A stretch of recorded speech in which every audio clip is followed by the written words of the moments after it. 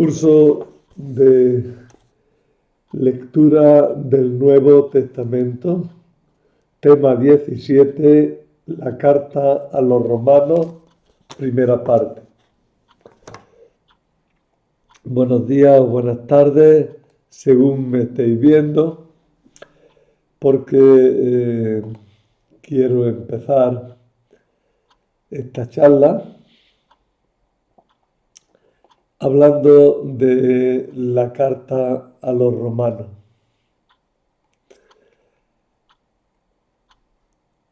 Como es larga, como es importante, le vamos a dedicar 3 sesiones.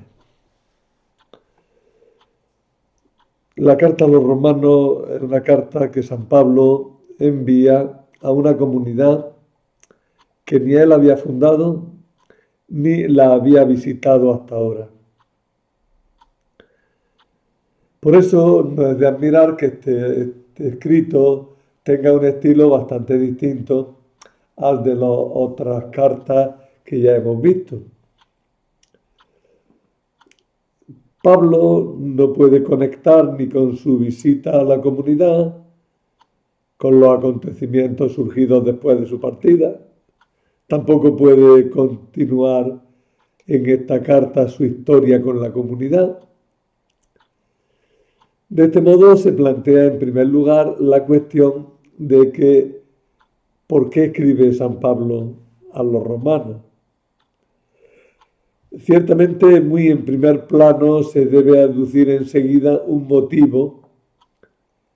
Pablo quiere por fin visitar la comunidad, siguiendo el deseo que desde hacía tiempo ya tenía.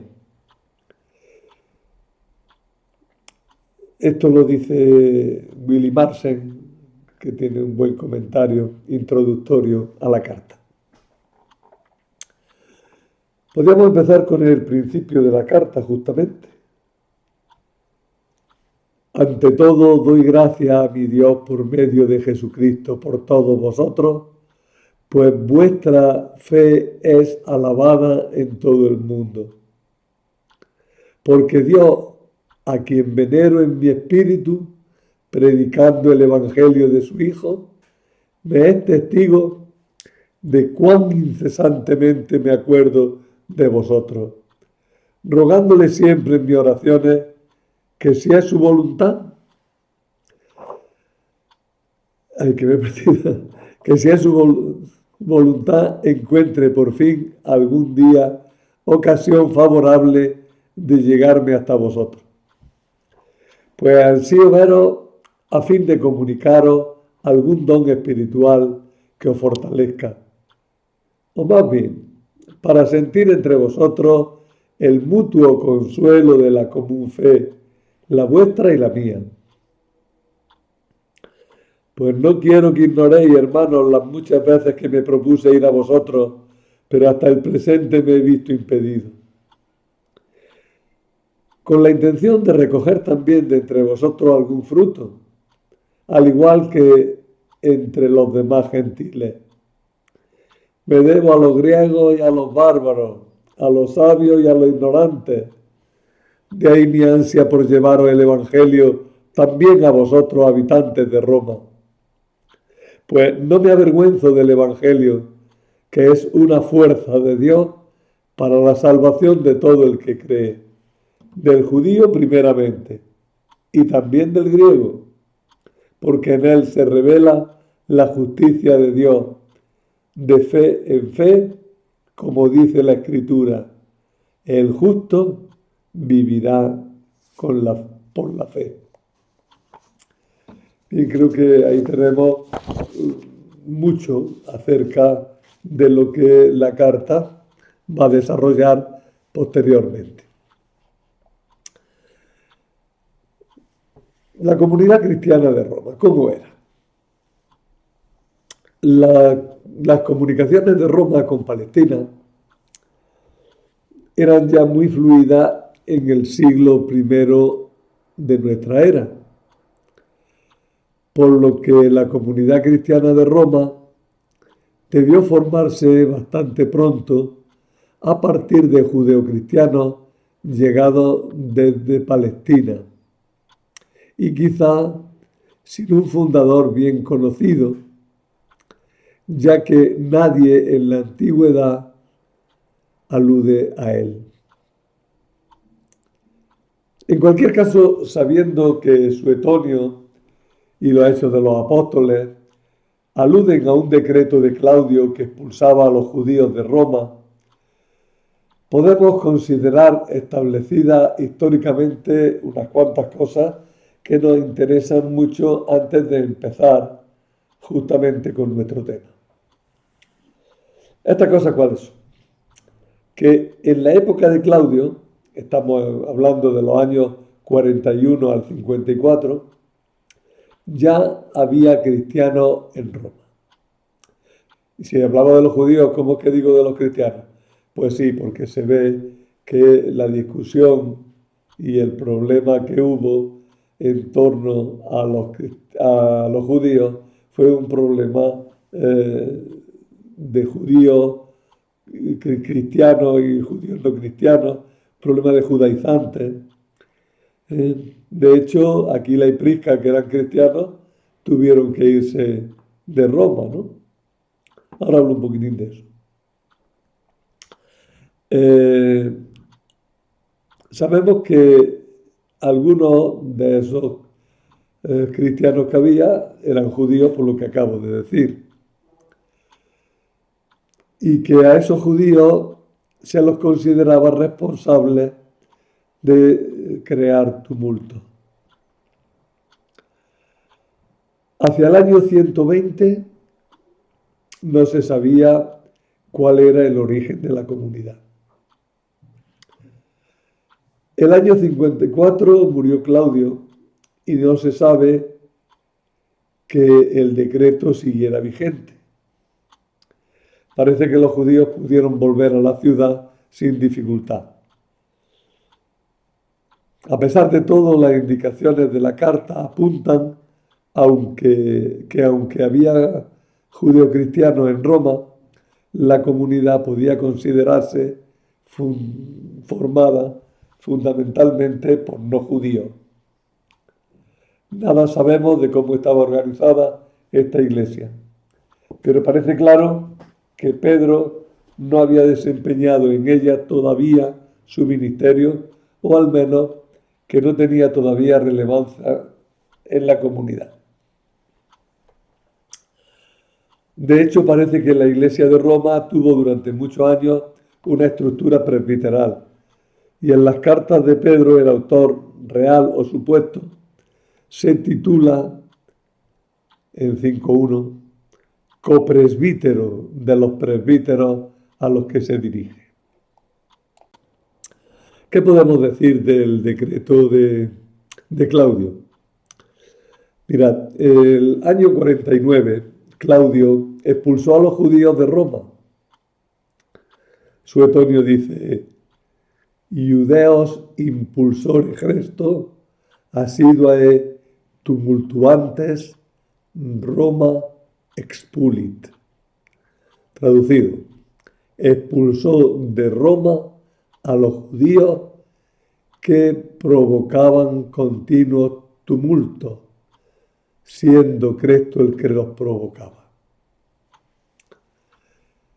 Si podemos suponer que Crestos es otra forma de escribir en latín la palabra griega Christos, concluiremos que Suetonio pensaba que Cristo mismo había estado en Roma y había provocado que los judíos tuvieran tumulto. Esto no es nada raro, Suetonio se informa muy bien, pero en el ambiente romano, entre el desprecio que tenían a los grupos más o menos orientales y también la dificultad de tener informaciones precisas, no tiene nada de particular que si le dijeron que los judíos habían discutido a causa de Cristo, pues Suetonio entendiera que Cristo era el que había movido los tumultos. Los Hechos de los Apóstoles 18.2 nos cuentan que Pablo, habiendo encontrado un judío llamado Áquila, natural del Ponto, recientemente llegado de Italia, y a su mujer Priscila, por haber ordenado Claudio que todos los judíos fueran expulsados de Roma, le fue al encuentro. Este encuentro sucedió en Corinto hacia el año 50 o 51, que es cuando sabemos que Pablo estuvo allí en esa ciudad. Ya decíamos que lo sabíamos porque,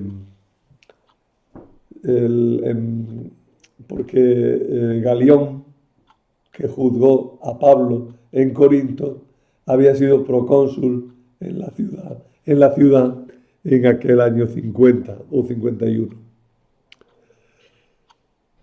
Luego Priscila y Áquila se fueron a Éfeso, donde lideraron una comunidad doméstica. La política de Claudio con los judíos fue doble. Por un lado los favoreció y ratificó sus privilegios, pero por otra parte siempre los mantuvo a raya y no toleró su algarada ni que se propasaran en sus privilegios o de que quisieran conseguir otros nuevos. En ese contexto se comprende que fueran expulsados de Roma. No parece que se expulsara a todos los judíos de Roma, a pesar de que dice Pablo que, los Hechos de los Apóstoles, que había expulsado a todos los judíos de Roma. Bueno, ese todo hay que entenderlo de una forma muy genérica, ¿no? Había expulsado a los dirigentes que habían armado tumultos, ¿verdad?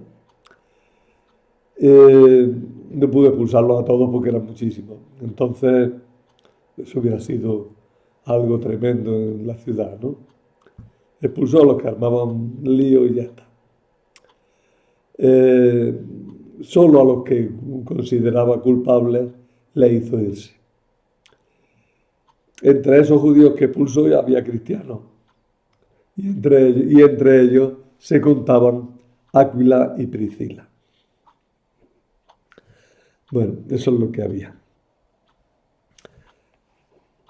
¿Para qué escribe San Pablo la carta? ¿Con qué ocasión escribe ya Pablo la carta? Pablo escribió esta carta para presentarse a los cristianos de Roma. Una comunidad que, como hemos dicho, no estaba fundada por él, pero a la que deseaba ver pronto, ya que quería ir allí de paso para España cuando acabara el asunto de la colecta en favor de los cristianos de Jerusalén. Es decir, Pablo, que estaría en Corinto, acababa de recoger el dinero de la colecta de la que ya hemos hablado, una colecta que hizo Pablo para ayudar a los cristianos pobres de Jerusalén y mostrar así de camino su comunión con la iglesia de Jerusalén. Pues bien, Pablo pensaba en Corinto acabar la cuestión de la colecta, ir a Jerusalén, entregar la colecta y hacer un largo viaje ahora para dirigirse a España. Y en ese viaje a España, pues hacer escala en Roma. Eso era su proyecto. La carta toma así el carácter de exposición de lo que en algunos lugares Pablo llama mi evangelio. Dios llama a todos los hombres a la salvación. Se han acabado los privilegios particulares del pueblo judío porque la salvación no llega por la ley de Moisés, que el hombre no puede cumplir con sus propias fuerzas, sino por la fe en Jesucristo, que es un don de Dios que lleva consigo el don del Espíritu Santo. Por tanto, Pablo quiere ir a Roma para presentarse previamente, pues escribe esta carta que llamamos carta a los romanos. Ya lo he dicho antes, pero insisto, la escribió desde Corinto, en el invierno del año 57-58. Fijaros que en Corinto había estado previamente, hacia el año 50-51, pero ahora estamos 8 años después. Y estaba a punto de emprender su viaje a Jerusalén para llevar la colecta. Él consideraba que ya había cumplido su misión en Oriente y quería volcarse hacia el Occidente.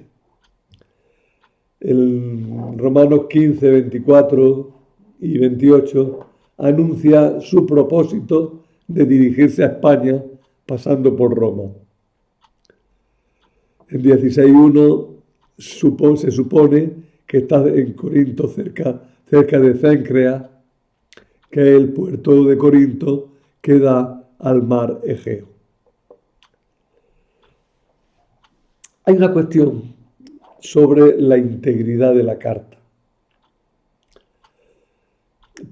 La carta ciertamente es de San Pablo, más aún, la carta sirve de referencia para ver si las demás cartas son de San Pablo o no.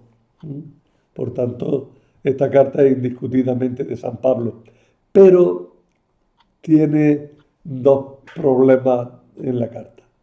La primera es la doxología final, es decir, las frases finales que dice al final, alabando a Dios, como él acostumbra muchas veces.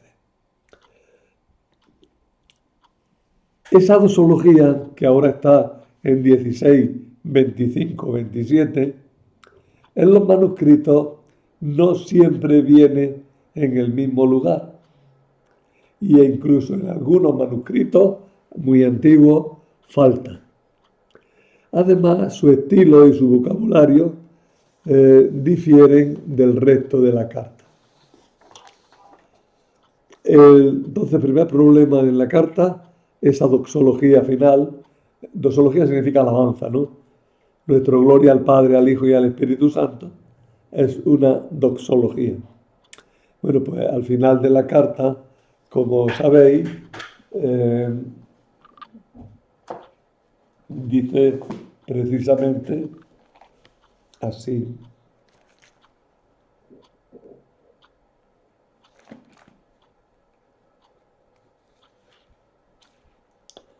Al que puede consolidarnos según mi evangelio y el mensaje de Jesucristo, que proclamo conforme a la revelación del misterio mantenido en secreto durante siglos eternos y manifestado ahora mediante las escrituras proféticas, dado a conocer según disposición del Dios eterno, para que todas las gentes llegaran a la obediencia de la fe. A Dios, único sabio por Jesucristo, la gloria por los siglos de los siglos. Amén.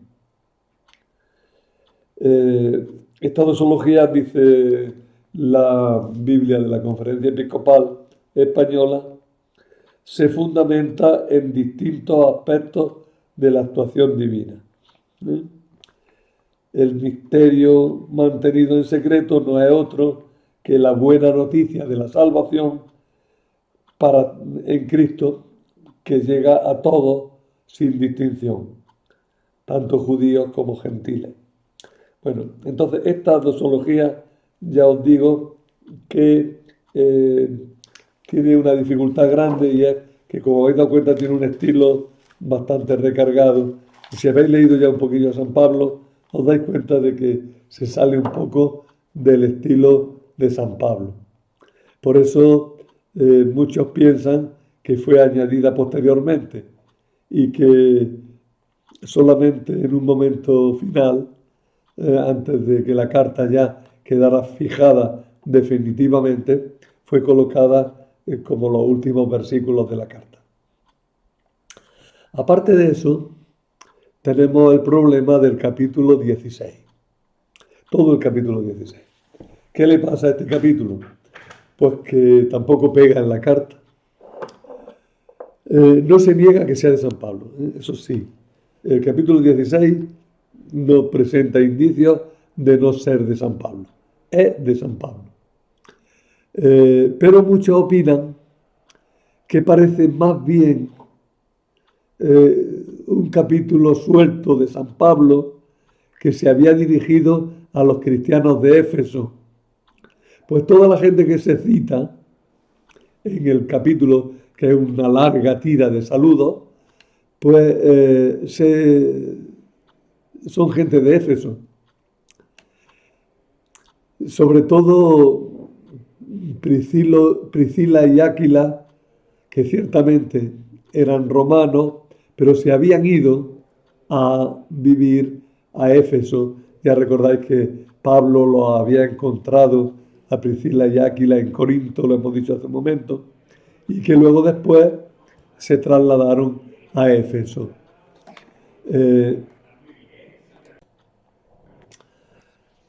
Por tanto, fijaros, no parece muy fácil que realmente este capítulo estuviera dirigido en primer momento a los cristianos de Roma, sino que se dirigía a la comunidad de Éfeso, porque allí también Priscila y Áquila tenían una comunidad doméstica. Por otro lado, se dice de Péneto que es el primer convertido de Asia, es decir, el primer convertido de Éfeso, está allí, ¿no? Éfeso era la capital de la provincia romana de Asia, que como sabéis es una provincia pequeña dentro de Anatolia, dentro de lo que es Turquía. Por último, hay que decir que es extraño que Pablo haga una advertencia contra los que provocan divisiones en la comunidad y lo haga como conociendo a la gente, porque San Pablo no conocía a la gente de Roma. No pega que hable de ellos como si los conociera. Algunos apuntan la solución de que la carta entera no se dirigiera exclusivamente a los romanos, sino que se envió una carta a Éfeso, una copia de esta carta a Éfeso, y que en ella se incluyera este capítulo 16. La carta a los romanos habría acabado en el capítulo 15 y en la carta que se envió a Éfeso se habría añadido el capítulo 16. Esto explicaría por qué el final del capítulo 15 tiene un aspecto de final de carta. Fijaros, dice: ahora bien, por nuestro Señor Jesucristo y por el amor del Espíritu, os ruego, hermano, que luchéis conmigo, rezando a Dios por mí, para que me libre de los incrédulos en Judea, para que el servicio que llevo para Jerusalén sea bien acogido para los santos. Ya os he dicho que aquí iba a Jerusalén para llevar la colecta. De modo que vaya a vosotros con alegría, y si Dios quiere, pueda disfrutar de algún descanso en compañía vuestra, y que el Dios de la paz sea con todos vosotros. Amén. Ese es el final del capítulo 15. Pues parece un final de carta, como os dais cuenta. Acaba con una bendición y todo. Que el Dios de la paz sea con todos vosotros. Amén. Pues bien, eso, si la carta, como hemos dicho, tuvo dos copias, una que se enviaba a los romanos y otra que se envió a Éfeso, se explica bien que la carta a los romanos acabara con el capítulo 15 y la carta dirigida a Éfeso hubiera recibido ese apéndice de saludos que tenemos en el capítulo 16. De todas maneras, el problema está lejos de estar solucionado claramente y también puede ser que, como pasa con casi todas las cartas, pues hay siempre algunos añadidos o algunos trozos que pueden provenir de otras cartas de Pablo. Los primeros cristianos no querían perder las cosas importantes que tenían provenientes de Pablo. Y entonces, pues en algunos casos se añadieron capítulos o se añadieron trocitos o se añadieron comentarios, ¿eh? Para que eh, la doctrina de Pablo y los escritos de Pablo pues se hicieran presentes de la mejor manera posible en el cuerpo conjunto de sus cartas. Pongo aquí un título que es duro, no debía haber puesto ese título quizás, pero lo pongo para que resulte un poquillo escandaloso y nos ayude. El problema judío. El problema judío es una frase que se usaba antes de la guerra, en la guerra mundial. Y bueno, no tiene nada que ver con eso. Para Pablo, ¿cuál es el problema judío? Él es judío, no lo olvidéis, ¿eh? El problema judío es uno de los aspectos bajo el cual puede mirarse esta carta. No es el único, ni quizá el principal, pero sí que es uno de los aspectos o uno de los temas que ocupan más espacio en el desarrollo de la carta. Ya lo había tratado en la carta a los Gálatas, que como también cuando la presentamos dijimos que era como un anticipo o un esbozo de la carta a los romanos. Ya digo también que hablar de problemas judíos es peligroso, pues puede parecer que entrar en la onda del racismo, que por desgracia siempre está de actualidad, sea para atacar o defender a los judíos actuales. Pero San Pablo, que es judío como Jesús, María y los 12 apóstoles, se lo plantea desde el punto de vista de la fidelidad de Dios en el plan de la salvación. No estamos ante un problema étnico, racial, religioso, social.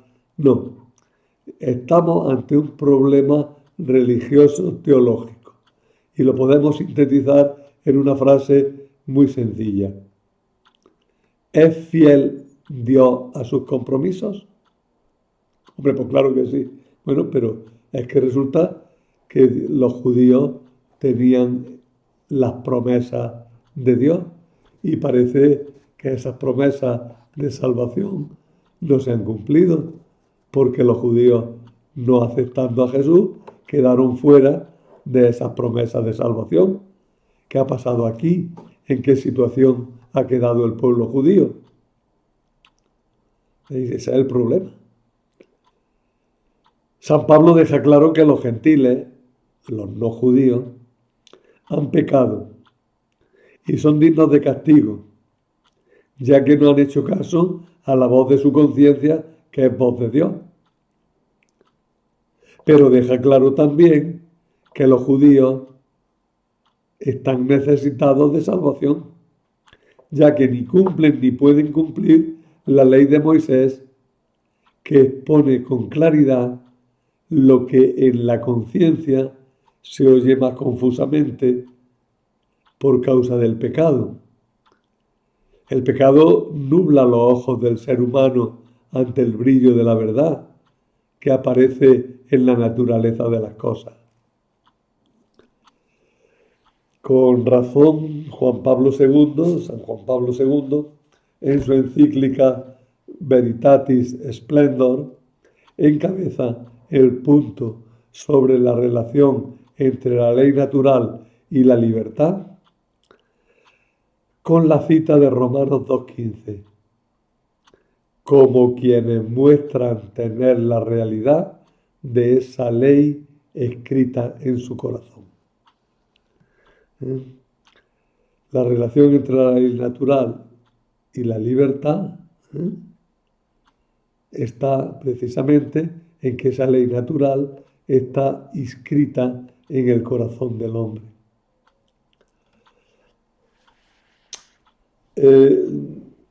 Este tema, lo fundamental de este tema que estoy dando es justamente esto de lo que estamos hablando. ¿Qué importancia tiene la ley? Están todos necesitados de salvación. los judíos están en mejor situación o en peor situación que los gentiles frente al anuncio de la salvación. Todos esos temas están aquí en el fondo de la carta. Y San Pablo se los plantea a los romanos porque estaban planteados en la comunidad romana, donde había muchos gentiles y había bastantes judíos.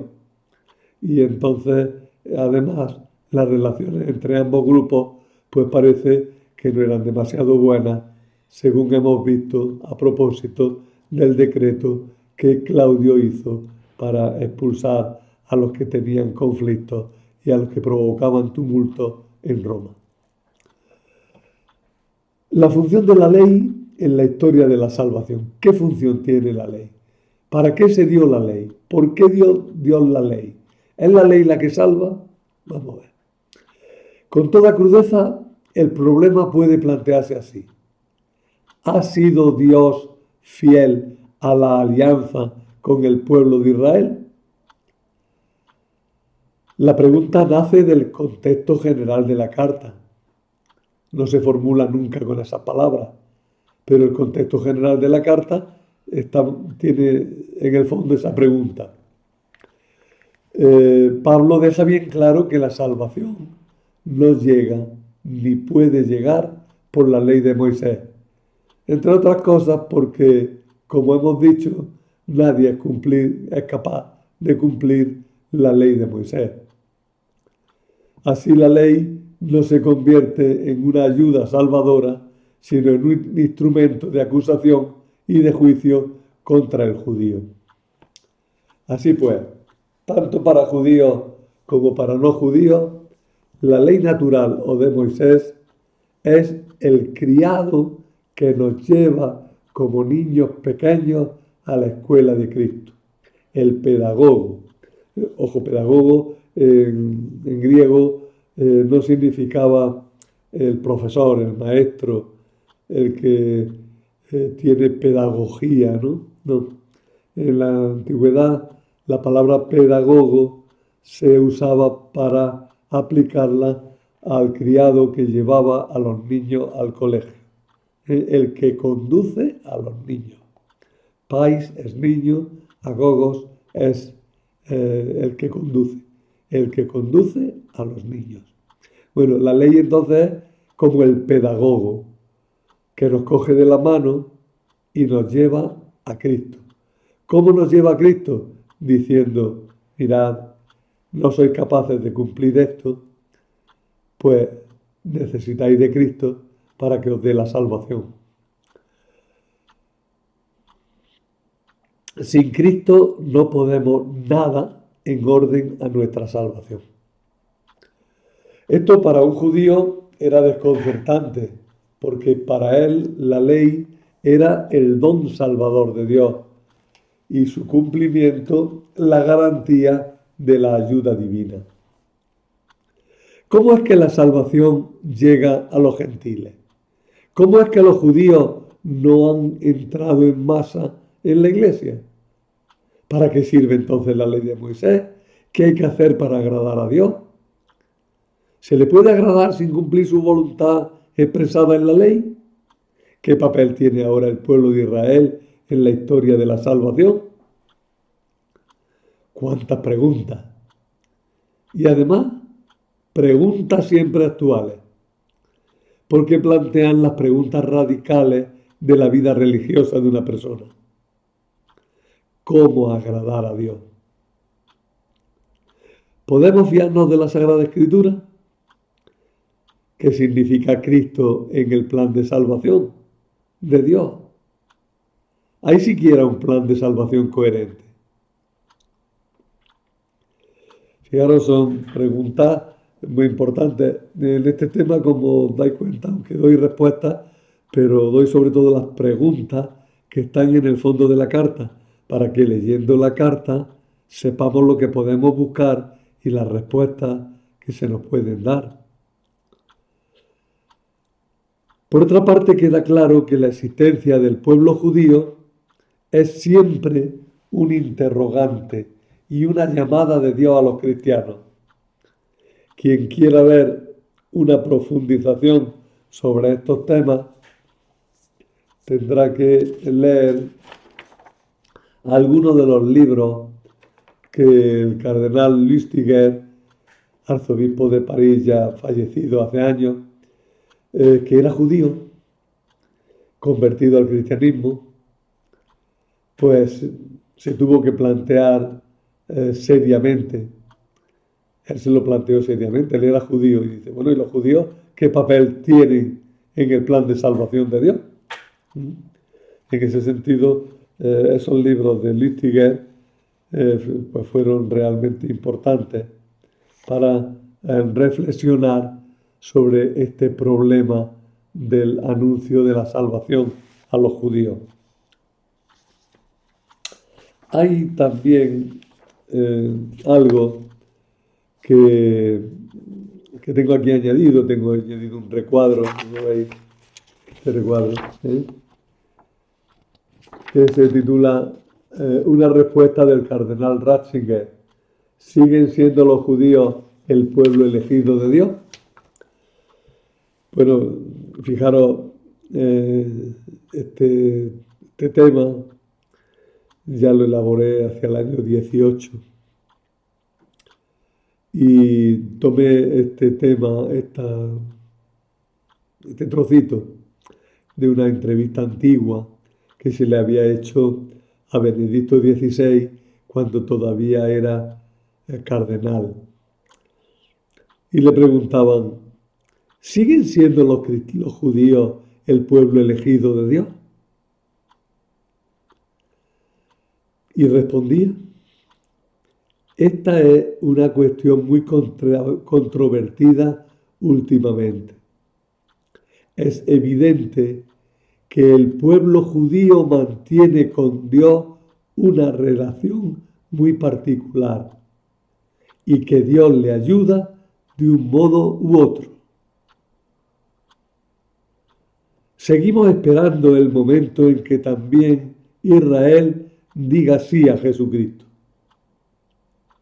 También sabemos que a lo largo de la historia, ese quedarse a las puertas encierra un mensaje de trascendencia capital para el mundo. Dos cosas dice, por tanto, el cardenal Ratzinger. Por un lado, Dios mantiene todavía hoy una relación muy especial con el pueblo judío. Sigue de alguna manera siendo su pueblo que no ha llegado a la plenitud porque no ha llegado a Cristo. Pero sigue siendo su pueblo. Es decir, Dios sigue queriendo al pueblo judío y sigue llamándolo y sigue ofreciéndole la salvación. Pero también a la par es un pueblo que está a las puertas de esa plenitud. Y eso nos dice algo a todos. Aunque Dios nos está tendiendo la mano a todos, también siempre es posible quedarse a las puertas y no entrar en la plenitud de la salvación.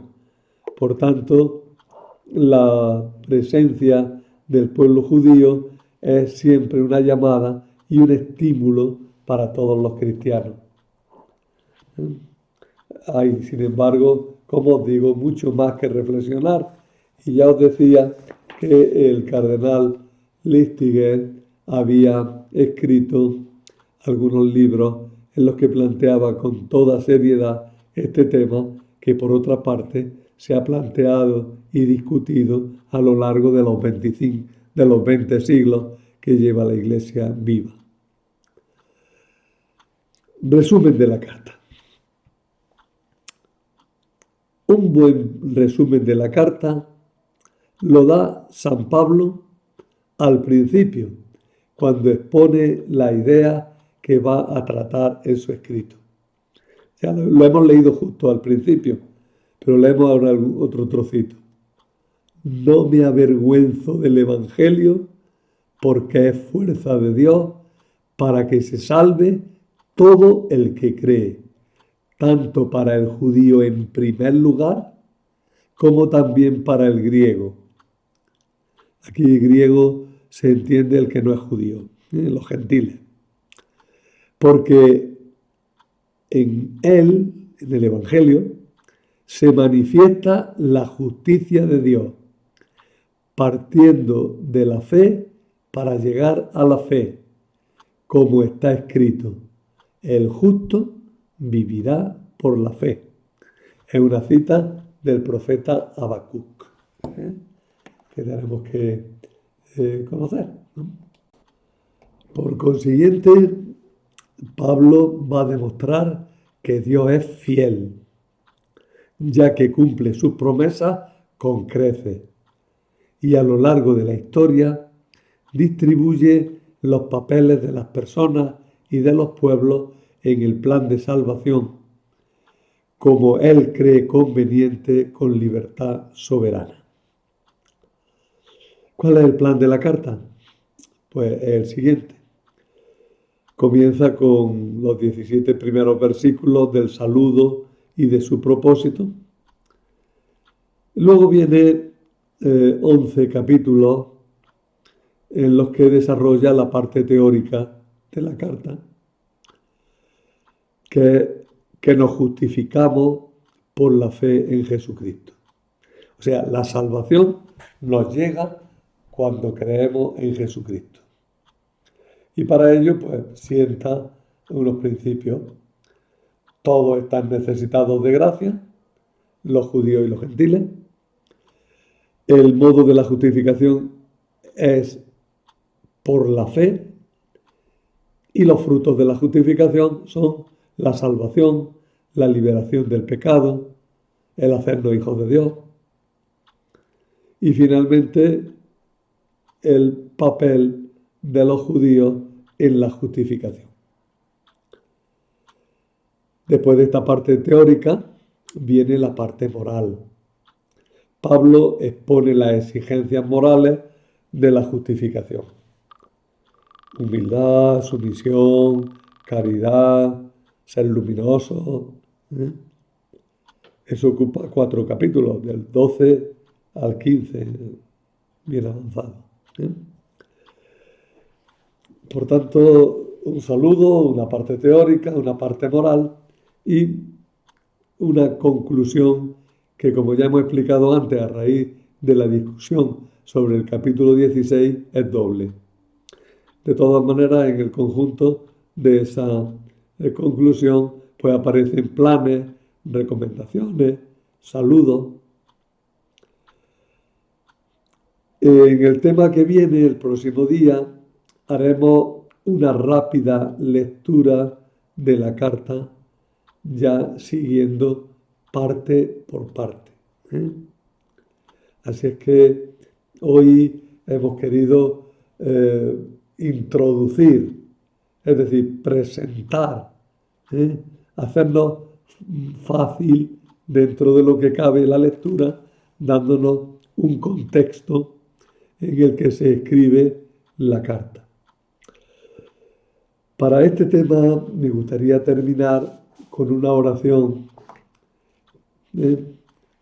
La lectura de la carta a los romanos nos lleva a dar gracias a Dios por su plan de salvación a favor nuestro y por habernos permitido conocer ese plan de salvación.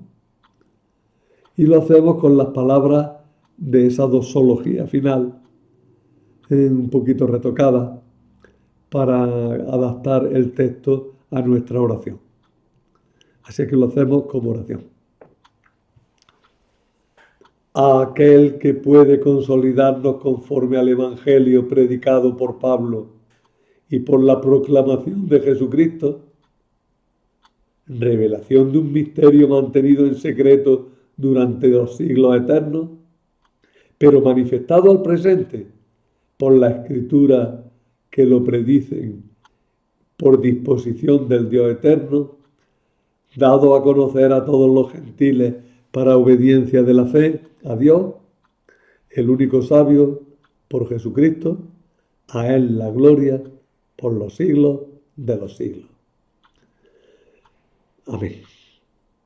Como veis, el trozo es un poquillo difícil de leer y de seguir, Por eso os recomiendo que lo leáis despacio, casi frase por frase, y procurando integrarla unas con otras las frases en una lectura en voz alta, que siempre puede ayudar. En definitiva, lo que se dice es que Dios nos ha salvado a todos por la fe y que si creemos en Jesucristo, llegamos hasta Dios. Pero el próximo día continuaremos hablando de esta carta.